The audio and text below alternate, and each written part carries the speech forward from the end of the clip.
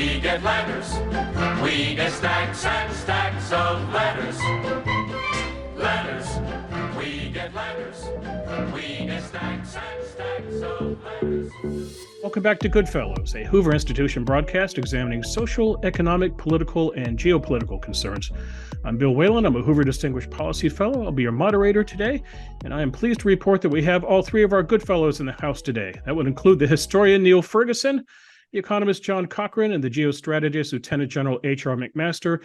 They are Hoover Institution Senior Fellows all. Gentlemen, we don't have a guest today. We don't have a central theme. We're doing viewer mail questions. So I'd first like to start by thanking everybody watching this show who bothered to write into us. If we do not get your question today, do not take it as a personal slight. This is just simply a matter of quantity, not quality. Too many questions, too little time. So the more I talk, the fewer questions we get to. So I will shut up and we'll get to the questions. Let's do a twofer to begin with, guys. Michael from Washington State writes the following. Given the recent or consistent downturn in the Chinese economy in Cold War II, what might you predict would be the crossover point or trigger to China lashing out economically or militarily at powers that seek to contain or thwart them in a particularly aggressive manner not normally seen? This dovetails with a question from Anthony in Taiwan, who laments the sad state of the CCP-controlled economy. And he asked, quote, I was wondering if you all could weigh in on whether China goes out with a bang or a fizzle. Neil, you want to start off, bang or a fizzle, and what is the tipping point for China? Well, I don't mind starting off. I just gave a lecture in Zurich last night on the subject of mutually assured financial destruction. And the argument of the lecture was that the United States and China have a version of the problem that characterized the first Cold War.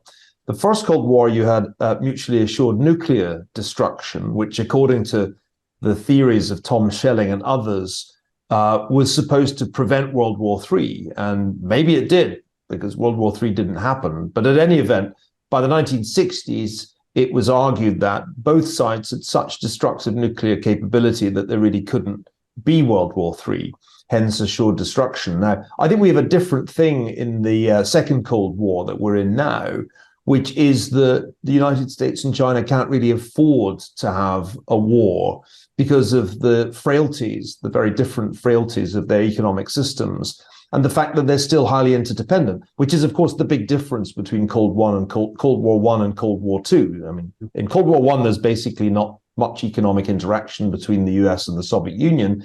In Cold War II, there's still a lot of interaction between the US and China. What do we see right now? China slowing down, disappointing investors. Everybody realizes that the problems are profound, structural, demographic, debt-related, the real estate sector's in the tank.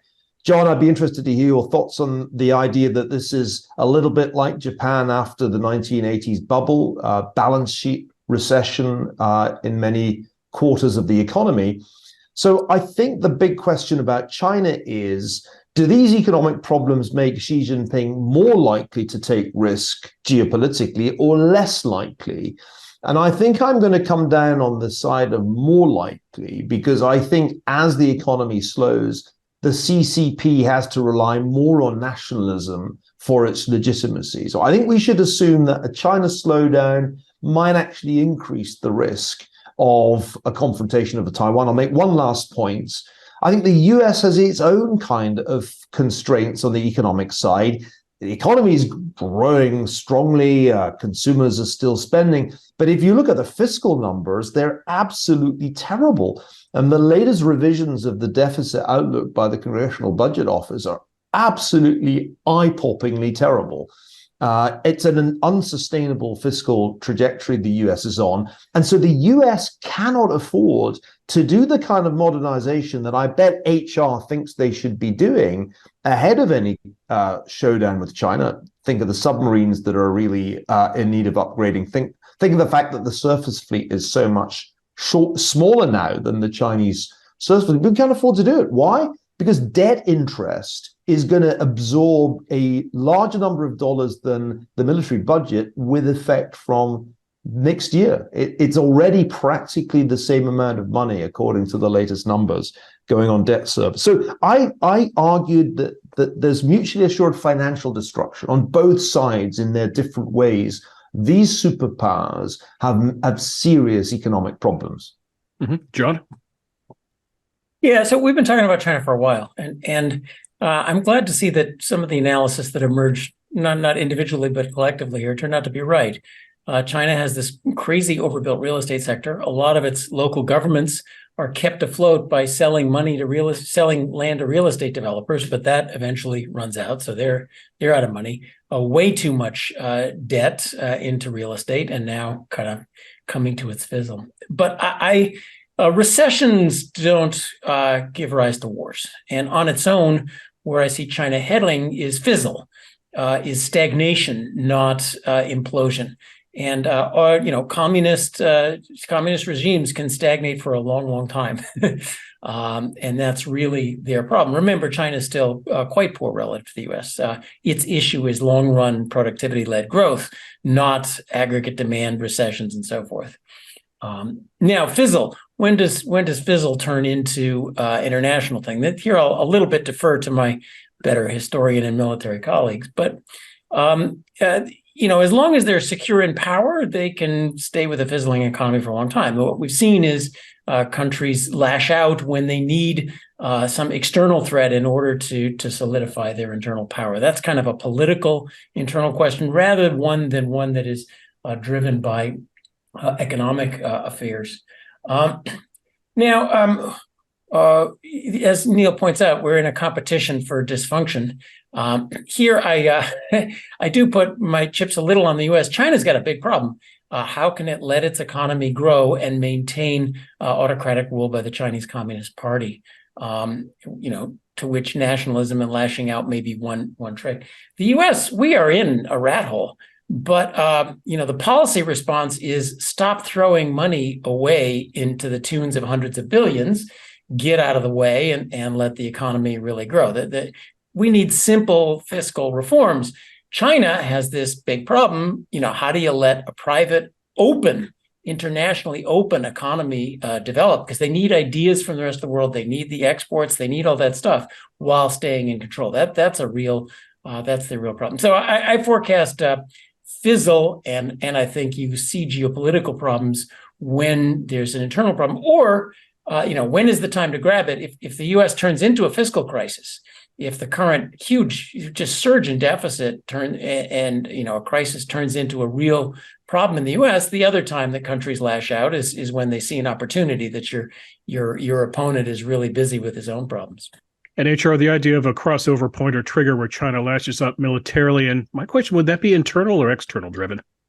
Yeah, I don't know. I think this is our viewer asked the perfect question, right? Does the economic situation that China's facing, the difficulties they're facing, does that make them more or less aggressive? And I'd like to think that Neil's right, that of course China would back off because of mutually assured financial destruction. But I'm thinking, Neil, back to World War I, right? And Jan Bloch and Norman Angel's work about war no longer being feasible because it's not in anybody's economic interest to wage war. And then, of course, you had the First World War immediately following that. So I think that when you look at the CCP, you have to especially think about what is the ideology and what are the emotions that are driving and constraining those leaders. It didn't make any sense to do zero COVID economically. It didn't make any sense to crack down on the most productive sector of the economy, the tech sector. But Xi Jinping did it anyway, because as John mentioned, the party will continue to prioritize maintaining its exclusive grip on power over what makes sense from an economic and financial perspective. But I do want to just go back to Neil's comment. He's so right. This is about relative economic strength in this competition. And if we don't do something, I think, to stop the service on the debt from consuming, the discretionary part of the budget, where defense is, we're gonna have a really hard time developing and fielding the countermeasures to some of the new People's Liberation Army capabilities. And as Neil mentioned, to be able to develop military capacity so that we could operate in sufficient scale to deter a conflict. Just quickly, defense though is cheap. We're throwing trillions of dollars down complete rat holes of energy policy alone. And $1 trillion would buy you a lot of stuff in the defense area. So people keep saying defense is this big problem for the U.S. Even 3% of GDP, that's not 3 to 4% of GDP is not a huge fraction of the government budget. Absolutely, it's a historic low, actually, in context of the Cold War and post-Cold War period, even. We received several questions relating to the BRICS countries. BRICS, the acronym for Brazil, Russia, India, China, and the S is of South Africa, I believe. Frederick from Sweden writes, how will the development of the BRICS bloc shift the international power balance? Can the petrodollar survive in this changing climate? And a question from Ryan in Central New York, a question for Neil and John. He writes, BRICS nations recently signaled a shift away from using U.S. dollars for bilateral trades, which have already been skirting the Western sanction efforts on Russia. Is this speeding up the end of the U.S. dollar hegemony, or more largely speeding up the transition to a multipolar global order? HR, why don't you start with the power balance, then Neil and John can step in on the almighty dollar. Well, I think this is a trend that we've seen for quite some time. The expansion of BRICS is just another manifestation of China and Russia courting, what some people call the global South, and I hope for is that over time there'll be a recognition that China's expectation of servile relationships with these countries will help them come to the conclusion that it's unwise to bandwagon with Beijing. When BRICS before BRICS had any inclination to expand, I found it a useful forum because we had India inside of that forum, and on critical issues that it was important to advance our interests with China, with Russia. The Brazilians at times, or the Indians at times, could provide a voice for policies or behavior, or to advocate for behavior that was aligned with our interests. So, I don't see it as a disaster or anything, but I think it should be kind of a wake-up call that we have to compete more effectively for influence in critical parts of the world. Neil and John, what does the future of the dollar look like? Well, I would begin by saying, don't take the BRICS too seriously. The idea of BRICS started as a Goldman Sachs marketing device. My old friend Jim O'Neill came up with it when they were trying to get their clients to invest in emerging markets. And the BRICS were going to take over the world. There were these wonderful charts Jim used to show where they would all overtake the United States at various times. Well, that suddenly seems a lot less persuasive these days. And so the BRICS have morphed into a kind of tool of Chinese propaganda, where the Chinese bring in not only the initial founding countries, Brazil, Russia, India, China, then they added South Africa, and now the Saudis are getting in on the act. And it's all really designed to signal a geopolitical reorientation. And journalists love it because they get to add up the GDP of all the BRICS countries, and then they add up the G7 GDP, and they say, you see, it's all over for Uncle Sam. But this is all kind of unpersuasive to me. First of all, there are clearly members of the BRICS playing a double game, India being the obvious example. Somebody described India's approach to international relations as not friendships so much as situationships. And these situationships, of course, change from week to week. This week, we're friends with the United States. Next week, we're friends with China. And you get the general idea. It doesn't add up to a whole lot, I think, when the chips are down. As for the dollar, I've been reading and writing articles about the demise of the dollar for a very long time. And it's still the dominant reserve currency, and it's overwhelmingly the most used currency in international transactions. I mean, the dent that is made in that dominance by increased use of the Chinese currency is really pretty small. It's not a convertible currency, so not many people would rather have RMB than dollars. You're going to take RMB if you can't get anything else. So this isn't really a meaningful challenge to the dollar's dominance. And there'll never be another currency called the BRICS currency. That's just a kind of talking point for the Brazilian president, Lula. So I think that's why I'm not too fazed by the BRICS. John, I don't know if you agree with any of that, but count me skeptical. Most of it. Yeah, I'll agree. First of all, the BRICS, what do these countries have in common is a good question worth asking. Not much, except vaguely some vague anti-Americanism from the old non-aligned movement, especially once Iran is part of the club. What are you guys doing here? There's the serious question of America now not paying attention. I mean, Wagner has basically colonized a lot of sub-Saharan Africa, and we should be able to stop that pretty quickly if we cared. I think a lot of what's going on, and this is why I'm kind of a Ukraine hawk, they're kind of sitting around saying who's serious here and who's going to win. And is America going to be serious? Is America and Europe going to be serious about how the global order works, or should we kind of hedge our bets? And I see it as kind of a hedge our bets club. A dollar. First, the dollar remains dominant and likely will. I think we vastly overstate how beneficial it is to the U.S. that the dollar is the reserve currency. If it stops being the reserve currency, it gives us the right to print a few more dollars and send them abroad in return to fund trade deficits for a while. And first of all, people who talk about dollar dominance, I'm not sure they all understand that trade deficit. I like trade deficits. Printing money, sending it abroad, and they send us stuff is great, but you have to be a free market economist to think that's a great idea. That's all it gives us, and to a very limited extent. So it's really not that important for the U.S. What's really going on, I think, here is sanctions. What they're creating is a break glass in case of fire, not very efficient, but rough and ready way.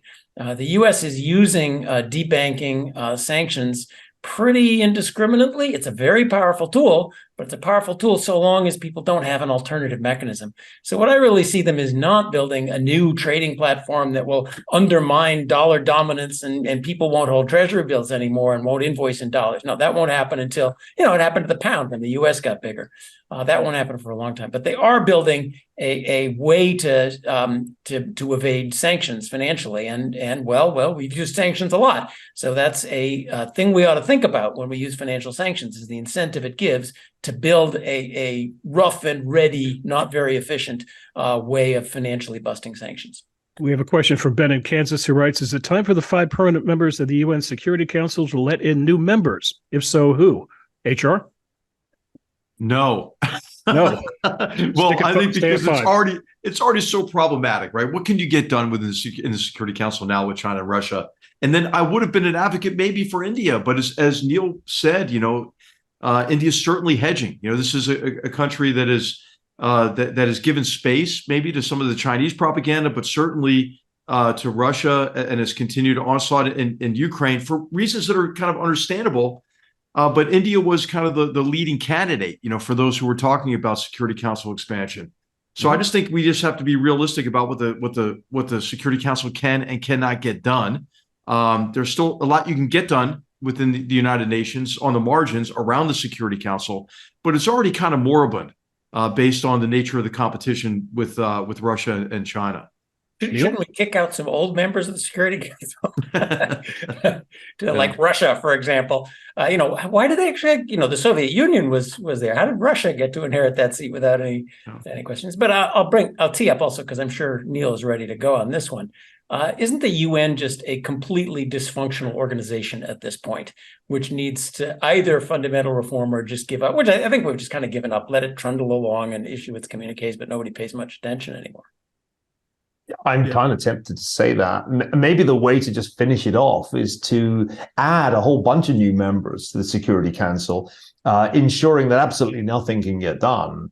I prefer the idea of kicking Russia out. I mean, as it's in clear violation of international law and its government is perpetrating war crimes in Ukraine, it's quite hard to understand how they can legitimately be on the UN Security Council. So I think I like John's idea. Let's not grow the Security Council. Let's shrink it. -1.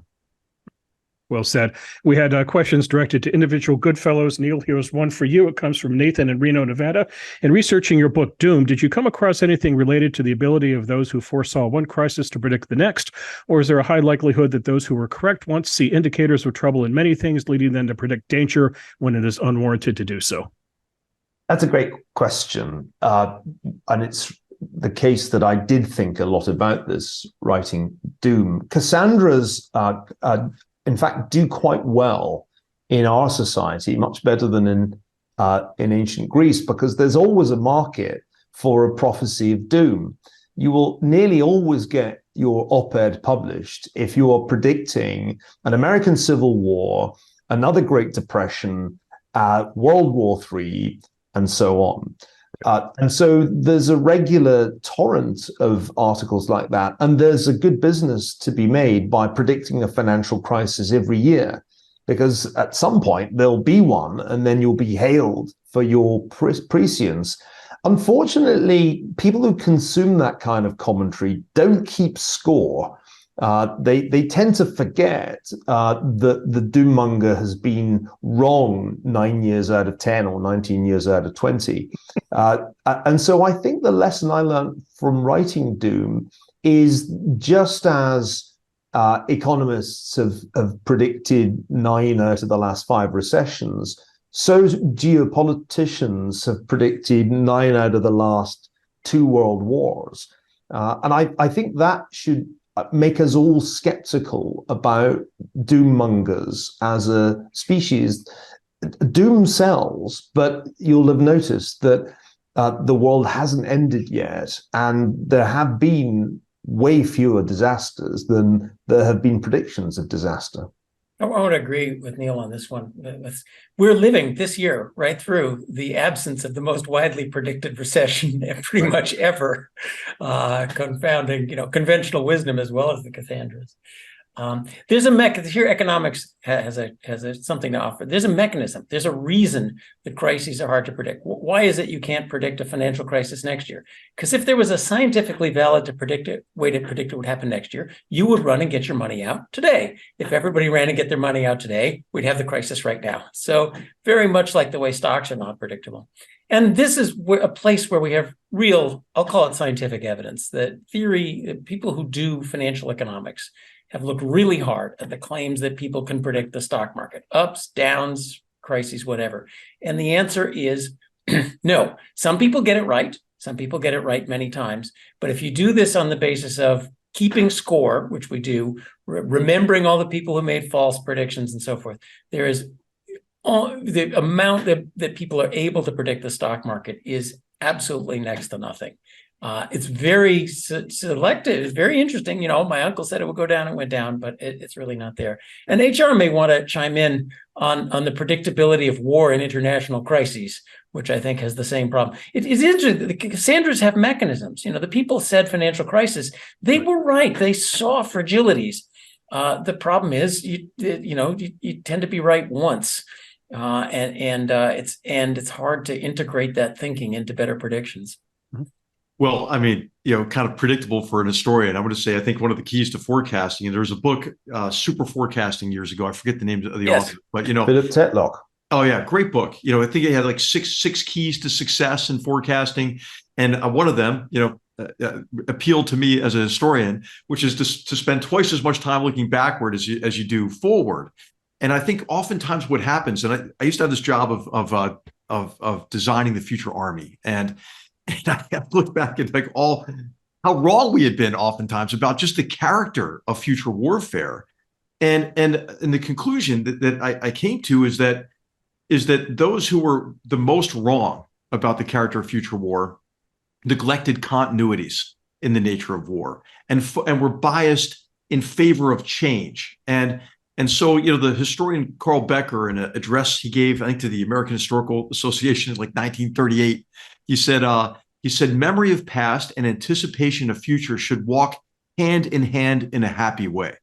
And so I think that the real key to success, though, to being a forecaster is to forecast far enough out such that you're long gone by the time the people understand what the reality is. So I think the key, what's important is to make a grounded projection into the near future, and to do so based on an understanding of how the recent past produced the present.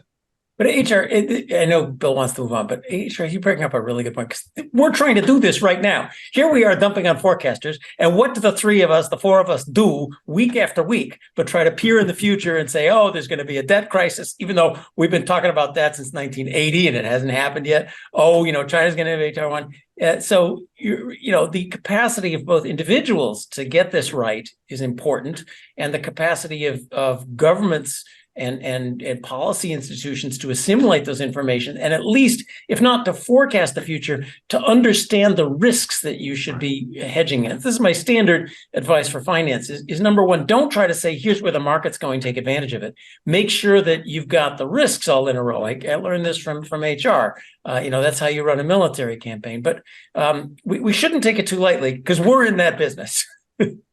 I'll just quickly on this. There is a methodology you can apply. We don't want to go into it now, but there's a way of thinking about alternative futures that helps you kind of think about, indicators, false indicators. And then I think the way to understand really, what the alternative futures are is to remain engaged with it. You can't just like make a prediction and then disengage from that, from that problem set. And there's a book by R.P. Eddy and a co-author on Cassandras that lays out this kind of methodology that's pretty good as well.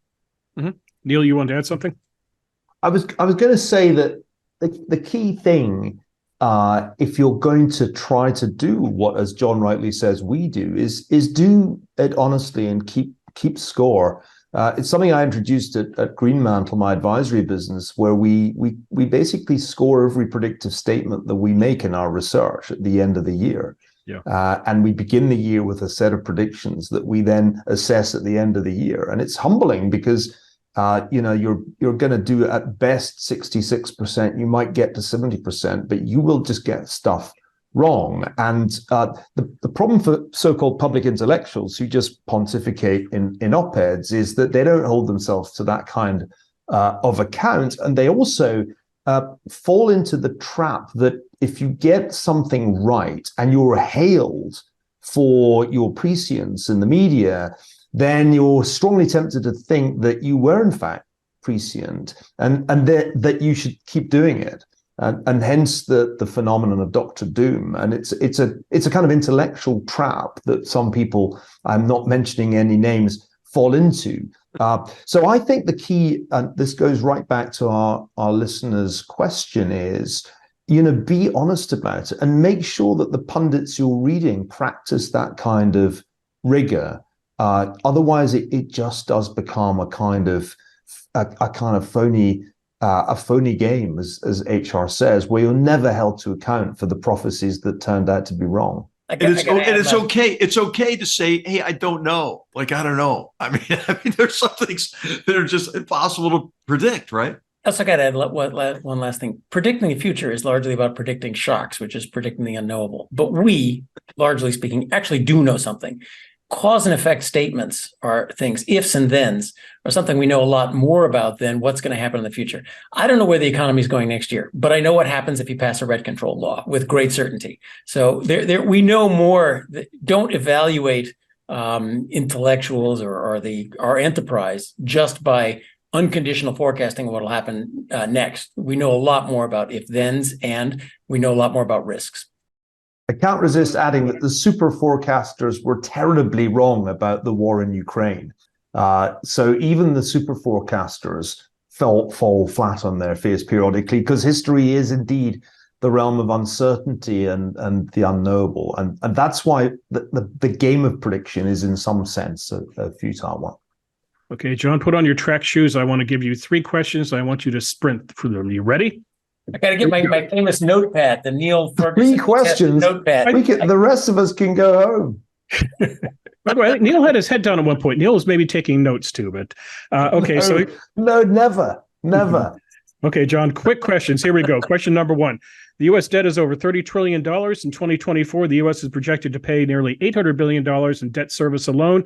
Question, how does this end? Or alternatively, is now the time to start buying gold? I'm glad you got the math question. It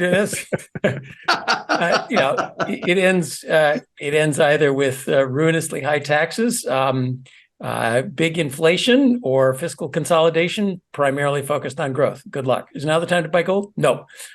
Gold is a terrible way to hedge yourself. If you're worried about inflation, the best thing I can offer is long-dated Treasury inflation-protected securities, which are pretty good unless the U.S. government defaults. Good sprint. Well done. Question number 2, is a higher interest rate better for the economy? What can we glean from history? Like all prices, higher interest rates are sometimes a cause of bad things and sometimes a sign of good things. There's always supply and demand. Higher interest rates are great for savers and not so great for borrowers, largely a transfer. An economy that's growing really fast because there's lots of productive opportunities, lots of demand for capital, building stuff, that's going to have high interest rates. That's a sign of a good thing. Higher interest rates they can also choke off. So there's always supply and demand. Nothing is ever per se a good or a bad sign. Neil, did you want to jump in on the history aspect of that question? I am just loving the concise John Cochrane. Let's see if John could go for three. A question from Don in Ontario, Canada. I worry about productivity, wealth generated per capita. What are the basic elements that support sustained and increasing productivity and the elements that lead to decreasing productivity? Productivity is the most important thing. And the most important economic question is long-run growth. And that comes from long-run productivity growth, being able to do more per hour. So that's the right question and the one that we largely ignore. In the long run, where it comes from is really better ideas, better ways of doing things, which get implemented into better products, processes, and usually into new companies. And is always disruptive. Everybody hates growth. People don't like Uber taking over from the taxis. People don't like building factories next door. So it is the most important economic question. Fundamentally, it comes from the freedom to innovate and to find and implement better ideas. Okay. Neil, are you impressed? It's John's productivity, which is just blowing me away. I don't think we've ever witnessed anything quite like this on GoodFellows. I don't know what coffee you're drinking today, John, but I'd love a recommendation. The Hoover Institution free tea from the tea room, which I highly recommend. Wow, that stuff is actually potent. It's terrible, but it's got the right amount of caffeine in it. I'm getting some of that. I'm going to get some of that. Okay, HR, you're up. We have a question from Dell in Crown Point, Indiana. He writes, in Ukraine, what lessons are being learned about weapons and tactics and who is learning them? Similar to the Spanish Civil War being a testing ground for Germany in the 1930s? Yeah. I think there's tremendous amount of lessons being learned, which have to do a lot with, some old lessons and some new ones, right? And I think what we're learning overall is that new forms of warfare don't replace the old ones. They're oftentimes additive. And I think that's a headline lesson. And then, of course, there are all sorts of lessons involving specific types of weapon systems, ubiquity of drones. But now we're also seeing the countermeasures to drones, for example. Russia's quite considerable electronic warfare capability and GPS jamming, for example, makes drones much less effective. So I think what we're seeing is war and warfare's interactive nature, continuous adaptation, and highlighting some of the continuities in the character of warfare, as well as some changes. Mm-hmm. Neil, John, you want to jump in on that? Well, I was going to say, to illustrate that point that you made earlier, HR, about the future and the past walking hand in hand. To me, the really striking thing about the war in Ukraine is that it combines elements of the frontier of innovation, particularly the use of drones for reconnaissance as well as attacks, with World War I fortifications. I mean, it's trench warfare.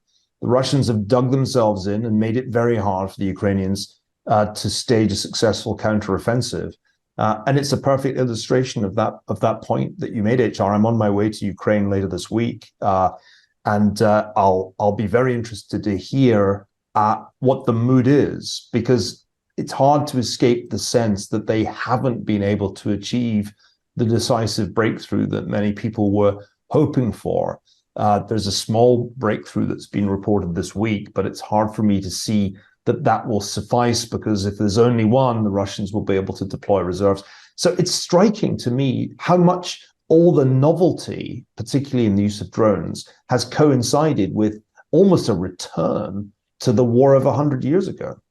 Well, this is a great chance for me to ask. Bill asked us to each prepare a question for the other one. So this was my question for HR anyway. Yes, Ukraine is very interesting. Now it's trench warfare without air power. So we're back to 1914 trench warfare, which is it's not clear that's going to be repeated. There's peculiarities of this one that doesn't have air power. But we are seeing the drone warfare. That seems to be very new. And there was a Wall Street Journal article just a couple of days ago saying, we were talking about military procurement, that our military its claim was the next naval war is going to be the war of the naval drones, and that the big battleships and aircraft carriers are going to be just completely useless and sitting ducks, and that it's not that we're not spending enough money, we're spending money on completely the wrong things. So in this new drone warfare, and particularly how it affects the Navy, which I know it's never going to affect the tank, right? But that seems to be incredibly lethal. There's nowhere to hide anymore on the battlefield. That seems to change the way things are going to run pretty fundamentally, and in ways that maybe our military isn't thinking about. Yeah. Well, I think this was kind of predictable. Back in the early 90s, I wrote a white paper for the chief of armor in the Army. And one of the lines in it was that in the future, all forces will have to operate as if they were in visual range of the enemy, based on the increased transparency of the battlefield, which will put a big emphasis on being able to operate widely dispersed and employ traditional countermeasures, dispersion, concealment, intermingling with civilian populations, but then be able to concentrate rapidly. So you need a high degree of mobility. There are all sorts of other implications, obviously, for the development of future forces. But I think what you're going to see, John, again, is this kind of combination of old and new. Aircraft carriers may still have a role in projecting, aircraft into areas at long lines of communication, but they're going to have to operate outside of these sort of anti-access area denial bubbles. You're going to have to try to jam enemy satellites or disable enemy satellites or other ways of locating that aircraft carrier, and then to be able to disrupt, the kill chain associated with that. So it's going to be this kind of continuous integration of these drones, which now are really not experimental anymore. They're being employed by the U.S. Navy, the Australian Navy, undersea drones, but they'll be in combination with some of the old. And so for the tank, for example, I think every tank should have multiple unmanned systems that it can operate from that platform. That can provide early warning of enemy activity, that can help that force move quickly with mobile protected firepower, which is what a tank is. So that'll exist in some form. It won't look like the current tank, but so you can employ mobile protected firepower quickly by moving rapidly between reconnoitered areas, rather than what the Russians did, right, which was lead with their nose and drive their tank down a road until it got blown up. So I think it's going to be these combinations of capabilities you're going to see on air, sea, land, aerospace, cyberspace, but the pace of change is accelerating. And we need to invest in that change. Let me ask HR another question while we're on Ukraine. Was it a mistake to pause over the winter? One thing I learned from military history is no matter how tired you are, you should always pursue the retreating enemy. And it sounds like stopping and waiting for the winter, for Ukraine to get its act together was in fact a big mistake. Do you think so? I think it was a mistake to wait to give them the capabilities that they were going to need for a sustained counteroffensive. But, really both sides had kind of culminated after the summer, and the Russians got overextended, right? The Ukrainians conducted that massive counterattack May, June, and so forth, which reclaimed 22,000, I think, or so square kilometers of territory. But then that crunched down the Russian lines, and the Ukrainians were unable to develop the combat power to penetrate those defenses. So I just don't think it was feasible. And those who are saying, we're really disappointed in the Ukrainian offensive, I think it's kind of predictable. It's hard. It's really hard to penetrate that kind of prepared defense. And what you're seeing is the effect of electronic warfare, as I mentioned, plus artillery and these fortifications. The Ukrainians need more combined arms capabilities. They need more mobility assets, combat engineering, which I think we talked about a few shows ago. Okay, one more question for HR. It comes from Jake in Michigan. He writes, General McMaster, I'm a proud veteran, U.S. Army, the 75th Ranger Regiment in Operation Enduring Freedom. After the completion of my service, I was blessed with the opportunity of receiving my BA in history, studying under Victor Davis Hanson, and encountering your excellent book, Battlegrounds. The conclusion of your book not only profoundly moved me, but offered a compelling reminder to young Americans like myself that Americans have and can overcome any obstacle in our path. What is your advice for a 30-year-old like me for reinvigorating a love and duty of country into my fellow millennials? I think talk to them about the rewards of service. We have this crazy narrative out there today, that portrays the military as like extremist or woke. It's neither of those, right? The military is committed to supporting and defending the Constitution of the United States. And what is so rewarding about that kind of service together is your ability to come together in an organization that really takes on the bonds of the family based on common purpose and mutual trust and respect, and being part of this kind of family in which the man or woman next to you is willing to give everything, including their own lives for you. So I think a lot of times these days you see it portrayed in popular culture that, veterans are fragile, traumatized, human beings. When in fact, veterans like this member of our audience, goes on to make tremendous contributions to our society after they leave uniform. We have a great veterans fellowship here at Hoover. I'm telling you, if our readers ought to check it out.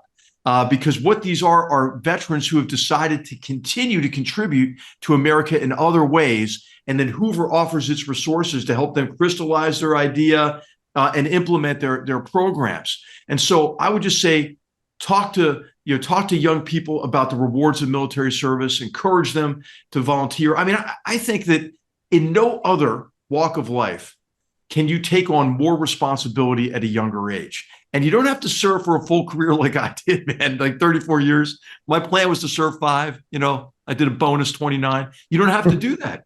I mean, so I think talking about the rewards, and the last thing I'd like to say to this viewer is Rangers lead the way. Well said. Let's stick with 2 questions about Ukraine. Jurgis in Lithuania writes, if Donald Trump wins the presidential election in 2024, how would U.S. foreign policy towards NATO change? For example, would you see a risk that U.S. might not comply with or might interpret differently Article 5 of the NATO treaty? And Barrett in Austin, Texas writes, does the death of Prigozhin change anything in geopolitical strategic terms? He adds, by the way, John Cochrane, love the show. I have bought John Cochrane's fiscal tome to round out my GoodFellows bibliography. So, Neil, what about it? Prigozhin? What changes? Well, we said when the mutiny attempt happened that this was a mafia state. And since Prigozhin failed to rally other mafiosi to the mutiny, it was pretty predictable that he would meet with a sticky end. And Putin waited 2 months. And on the 2-month mark, he rather spectacularly took Prigozhin out. That reasserts Putin's authority as the capo dei capi, and ensures that anybody who was contemplating similar insurrection has been deterred. It's kind of an open and shut case, I think. The interesting point that is worth pondering is why he waited 2 months. And I think the answer to that is that the complexity of the Wagner group, its operations that extend, as John mentioned earlier, all the way into Africa, leading to coups and instability in a bunch of African countries, took a while, I think, for Putin to figure out enough to be able to take it over and take out Prigozhin. It hasn't had major implications, I think, for the conduct of the war. Any hope that this would cause a crisis of morale amongst Russian troops, I think, has long since dissipated. And so we're left with a war of attrition that is very hard for Ukraine to win without the kind of air power that you would need to make a success of the kind of offensive that they're conducting. HR, you're as close as we come on the show to a resident Trump whisperer. So will Trump treat NATO differently in a second Trump term? I don't know. I think so much of his approach toward allies, makes sense, but then he engages in contradictory behavior. For example, he's all about burden sharing, which is good. And he was right, I think, to complain that certain countries were free riding, Germany in particular, others. But then at the same time, he doesn't recognize sometimes the value of alliances for burden sharing. So I don't know. I mean, I think it's just hard to predict, and I don't really know how enough about how his thinking evolved after I left in 2018. And but I would be concerned about it. I do think that this is what is keeping Putin hopeful is this idea that the transatlantic community and NATO and the U.S. relations with the EU will fragment because he believes we're fundamentally weak and decadent and everything already. and so he's just thinks he can wait us out for us to collapse in terms of at least the willingness to support Ukraine. Let me make two comments. Prigozhin, what I see here is the Russian state taking over this mafia empire, especially in the third world, which has essentially colonized these countries, put its soldiers in, and taking raw materials out, and that's a nice business for Putin. It's too bad Putin couldn't arrange a nice Russian Orthodox baptism to be at while the plane went down. That would have really made the point even better. Trump and you know what he was doing, John? He was pinning medals on Russian soldiers. Oh, he did. I'm sorry, I didn't know that. So just he was good. At that moment. So there was a choreographed moment like the baptism of the Godfather. Do you renounce Satan? I do renounce them. Yeah. Oh, I didn't know that. Fantastic. We just need a good musical score and we're right there. All differences have been settled. Trump and NATO. I think if you think about what happens if Trump gets elected, his personal policy preferences regarding NATO are the least important issue, especially in foreign policy. If it's Trump versus Biden, I said it last time, but I'm going to keep saying this over and over again. We are headed for constitutional crisis, especially if it's Trump. The Democrats, first of all, it's going to be litigated. This one's going to go to the Supreme Court no matter what. Every single ballot is going to be litigated. The chance that the Democrats say, oh, well, we lost this one. Trump is president. He gets to do foreign policy and do what he wants. The heck with that. It's going to be the entire institutional apparatus of the government. The Democratic Party feels with some reason that Trump would be completely illegitimate, no matter what fraction of the vote he gets. And they will treat him like that. It's going to be scorched earth warfare in Washington. The last thing anyone's going to be paying attention to is Trump's statements about how we interpret Article 5 of NATO. Okay, Neil, here's one I want you to take on from Clive in Seattle. Presidents and leadership in both the Democratic and Republican parties in the U.S. are getting older. Compared with European countries being led by much younger leadership, the U.S. seems at odds with its peers. Is this just a phase that major countries go through? Is it a bug in the U.S. system? Will the U.S. revert to younger leadership? It will, I think, revert to younger leadership, and the sooner the better.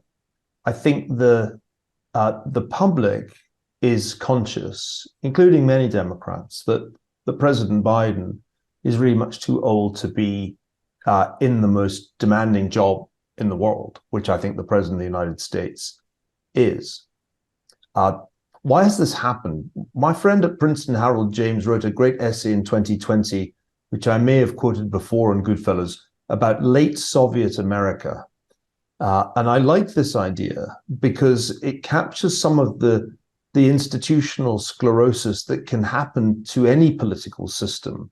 If elites become too entrenched, if there are no good mechanisms for propelling people into retirement. I mean, look at the difficulty of getting Dianne Feinstein to retire from the seat she occupies for the Senate. I think this is a dangerous path to go down. It's dangerous because the evidence of Biden's senility, of course, adds to the risk that in a rerun of Trump v. Biden, the Democrats lose. They must be aware that they're running a big risk in doing this. And I noticed Nancy Pelosi jumping to the defense of Joe Biden and arguing that age was no bar. Well, it takes one to know one, doesn't it? You come to the UK and the politicians are all younger than us, including recent prime ministers.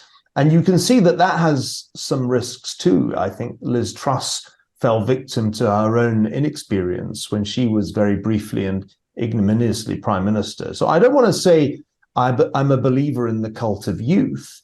It just seems to me that the US needs a new generation. And that generation is there in Congress. It's there in political and public life. And it's been kept, as it were, in the wings by the baby boomers who just aren't ready to accept that it's time to focus on their golf game and their grandchildren. I wish that some of those listening get this message across, because we could have a very different election in 2024. Let's imagine it's Newsom versus DeSantis. I think that would be a refreshing contest if we could only have it. Is it that simple, John, or do boomers not getting off the stage? Well, I would add that what I want is competent leaders. Not, I don't really care about their age. I would rather they weren't, senile. But the problem with America is incompetent leaders, not so much their age. I remember Ronald Reagan had this great line about "I will forgive my opponent's youth and inexperience" when asked about his age. I will not make age an issue of this campaign. I am not going to exploit for political purposes my opponent's youth and inexperience. So there is something to experience when people are still there. But what we desperately need is get back to common. And the Republican debate was, most of them seem completely competent. Now we need to expect of our leaders, mind the store, just keep this thing afloat would be good enough right now. I think that would be nice, as opposed to the way things go. And I think part of the problem there, it's a structural problem. Why are we picking leaders that nobody wants? And we're headed down this completely predictable disaster right now. And I think a lot of it is in the rules of the game. I'm an economist, so I look at the rules of the game.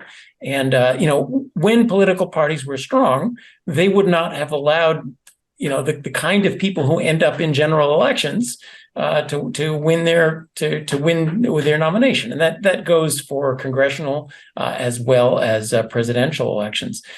So that I think one of those many unintended consequences of what sounded like good reforms is that we end up with parties being forced to choose people that they know are both bad at what they're going to do, bad at governance, too old in many occasions, and more extreme than what voters actually want.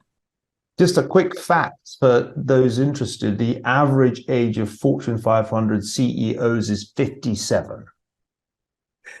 Okay, HR, what about treating the political system like the military system?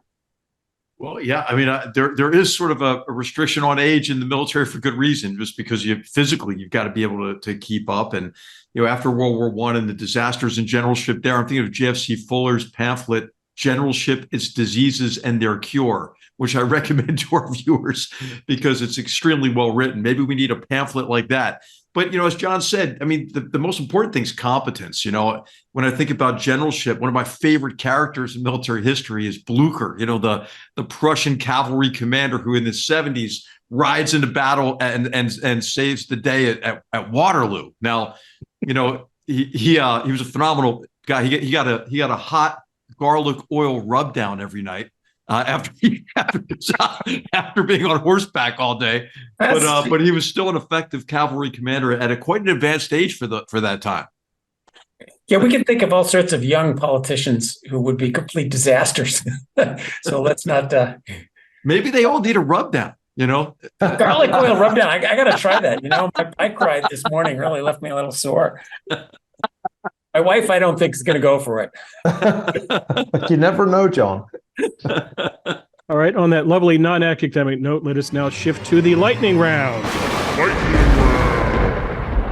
This was the lightning round. Can Cochrane go even faster? Okay.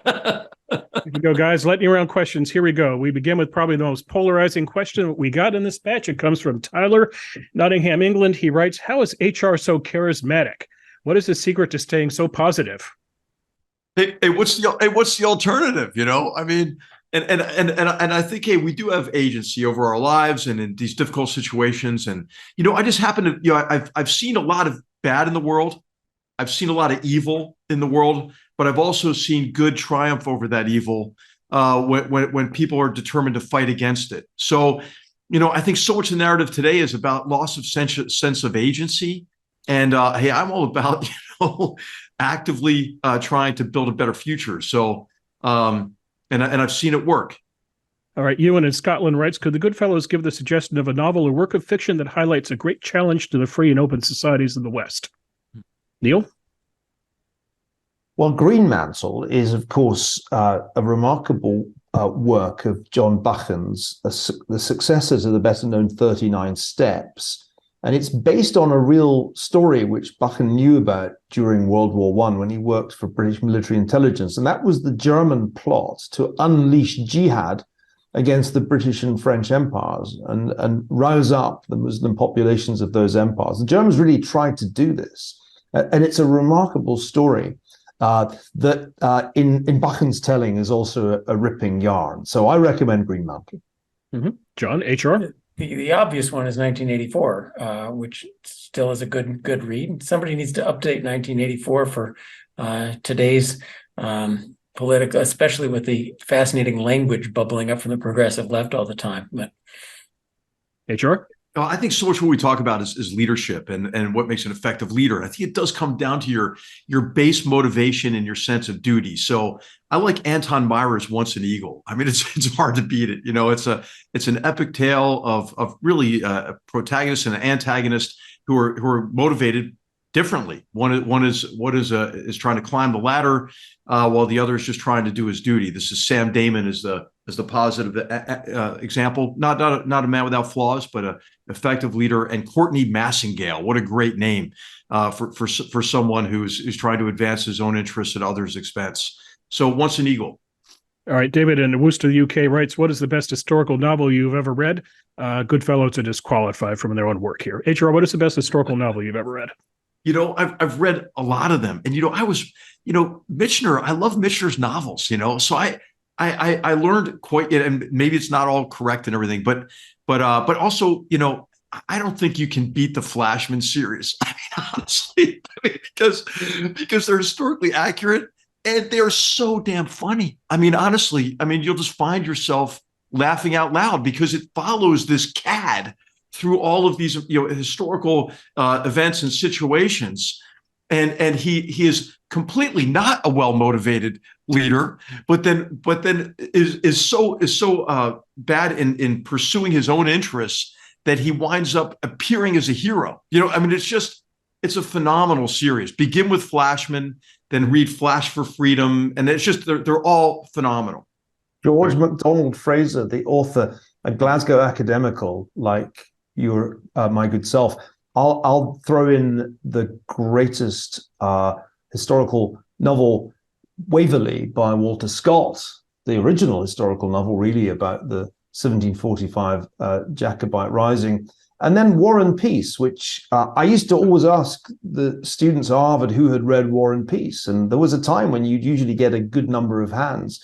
And then latterly, almost nobody had read it. But War and Peace is the great historical novel, and I still regard it as one of the formative influences on my life.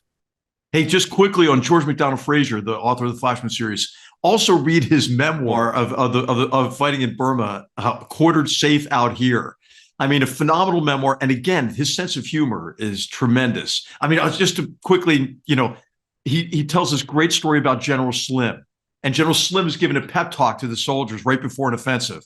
And he hears shouting from the crowd, "We'll be right behind you, General." And Slim laughs and he goes, "Oh, I'm going to be way behind you guys." So it just really revealed Slim's character. But another not fiction in this case, but anything George MacDonald Fraser writes is phenomenal. John Cochrane, proud amateur historian. Peggy Noonan wrote a nice editorial last weekend on the joys of rereading War and Peace, which I thought was very good. I'll put in my two, which may just show you what I happen to have read. I really enjoyed the Hilary Mantel series on Thomas Cromwell. Painted a very interesting picture of the person and the time. And of course, the Patrick O'Brien series, starting with Master and Commander, is absolutely lovely for putting you so beautifully in the mentality of the people.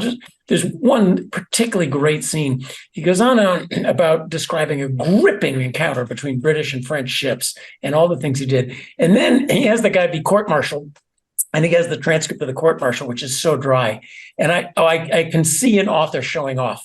What he's telling you is, this is the kind of stuff I read to research this thing, and look at how I can turn this. We did this, and then for 2 days we rode the ships, and then then turned it into this wonderful, wonderful description. So those I love. For what I love about history and historical novels, putting you in the mentality of people at the time and how they saw the world and how they understood it, how it works. All right, a question from Josh in Sydney. He writes, each one of the GoodFellows is a highly articulate and accomplished speaker. What is their routine for preparing for speeches or interviews and clarifying their thinking on topics? And do they still feel nervous when delivering keynotes? Well, John, you did the Bradley Prize recently. Did you have butterflies when you did that? That one, I was given 7 minutes to say everything I have to say about the world. So I actually worked hard on that one, whereas normally I wing it. One of the great ways to become a good public speaker is teach. And when I started, I had notes and blah, blah, been very confused. And by the time you do this for 30 years, tell me what we're talking about. Tell me who the audience is. Tell me how much time I got. Give me 5 minutes. I'm ready to go. All right. HR? I think reading and listening to others, you learn a lot, and then be prepared. But then don't over prepare yourself with a script. And if you know your subject, outline it. Think about your audience. What is your audience interested in? What would be valuable for them to hear? And I do think that teaching has helped quite a bit. In terms of trying to compress understanding of complex events and developments and trends into a succinct presentation. I think or even a short essay is an important skill that you have to develop over time. But HR just said it. Think about your audience. Who are they? What do they know? What do they believe? That's the key to communicating with them. Professor Ferguson. I will never be as powerful and charismatic a speaker as my wife. Ayan Hirsi Ali, and she gets far more nervous about speaking than I do, which is odd, considering that she nearly always gets a standing ovation. And I've distilled it down, partly through observing her, to 3 maxims: make him laugh, make him cry, and make him stand up and cheer. That's the key to a good speech. I just wish I could give one. I wouldn't sell yourself short. Well done. All right, guys, the last question. Since we began the lightning round with asking the question, how is HR so charismatic? Let us end on another HR note. Robert in Colorado writes, would John and Neil be willing to serve in a future President McMaster administration? And he's been so kind as to give you 2 your appointments. John, you will be director of the Consumer Financial Protection Bureau. Neil, you're the Secretary of Defense. If I were, I would serve happily for HR in that or any role. The first day of my tenure at the CFPB, I would disband the CFPB and fire everybody. So then HR either has to find a job for me the second day or send me back home to Hoover to get back to writing. Hey, can I just tell you quickly, when Mick Mulvaney took over that organization, he brought in a whole bunch of donuts and everything, completely disarmed everybody, because that was his intention too, is to neuter it or eliminate it. All right. Now let us ponder a world in which Neil Ferguson is running the Pentagon. Yeah, it's a terrifying thought. I would serve HR in any role that he offered me, including making the coffee. I think the daunting thing about the Pentagon is the sheer scale of the bureaucracy. And I'm not sure that with my notorious lack of military proficiency, would be a particularly credible Secretary of Defense. So I would plead for another assignment. I'm thinking that I'd probably be a better shot at the job you had, HR, which is National Security Advisor. So if it's all right with you, I'll duck the Pentagon. You need somebody with some ribbons on the chest to strip that thing down and run it efficiently. I'll just sit in the White House giving you advice that you can ignore, Mr. President. Well, I just want to be a fly on the wall and be there for the Cochrane and Ferguson confirmation hearings. And just so we know, we're talking about historical fiction. This is future fiction, because this is not going to happen. Okay, so you're pulling a Sherman on us. You're not running. No. Okay. Well, gentlemen, thus concludes our mailbag episode. Again, I'd like to apologize to everyone out there who wrote and whose questions we didn't get to. That includes Jeff in Nevada, who wanted to talk about the justice system. Jeff, we're doing a show later this month with Eugene Volokh, who's a law professor and blogger. So we'll be talking about the Supreme Court and other judicial matters, such as the 14th Amendment. Brendan in Washington, D.C. Desperately wants to know we're going to have Steve Kotkin on the show. And the answer, Brendan, is mid-October. Matt in Huntsville, Alabama wanted to talk about Ridley Scott's film Napoleon. We thought we would save that, Matt, until December, when our guest will be the esteemed Lord Andrew Roberts, who has written several books on Napoleon. So stay tuned for that. On behalf of the GoodFellows, Niall Ferguson, John Cochrane, H.R. McMaster, all of us here at the Hoover Institution, we hope you enjoyed today's show. Thanks as always for watching, and we will see you soon. Till then, take care. And again, thanks for watching. If you enjoyed this show and are interested in watching more content featuring H.R. McMaster, watch Battlegrounds, also available at hoover.org.